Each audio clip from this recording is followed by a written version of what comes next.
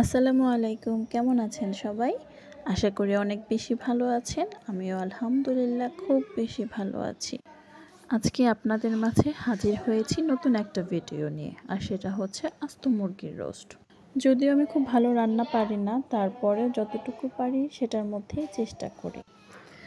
যাক, তারপর আলহামদুলিল্লাহ আমি প্রথমে মুরগিটা ভালো করে ধুয়ে মুছে তারপর চাকু দিয়ে পুরোটা কেটে নিয়েছিলাম মুরগি, যাতে মশলা লবণ সব ভালোভাবে ঢোকে এবং মুরগিটা খুব ভালোভাবে কুক হয়ে যায়।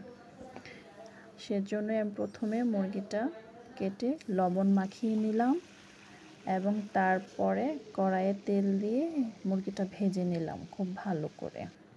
অনেক সময় নিয়ে মুরগিটা ভেজেছি এবং তারপরে রোস্টের যত নানা মশলা সব কিছু দিয়ে সবাই যেভাবে রোস্ট রান্না করে আমিও চেষ্টা করেছি সেভাবেই রান্না করতে, কিন্তু খুব সতর্কতার সাথে, যাতে মুরগিটা ভেঙে না যায়।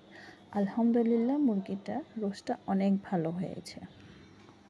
আপনারা সবাই দোয়া করবেন আমি যেন আরও অনেক ভিডিও দিতে পারি, অনেক রান্নার ভিডিও দিতে পারি, আপনাদের সাথে থাকতে পারি। আল্লাহ হাফেজ।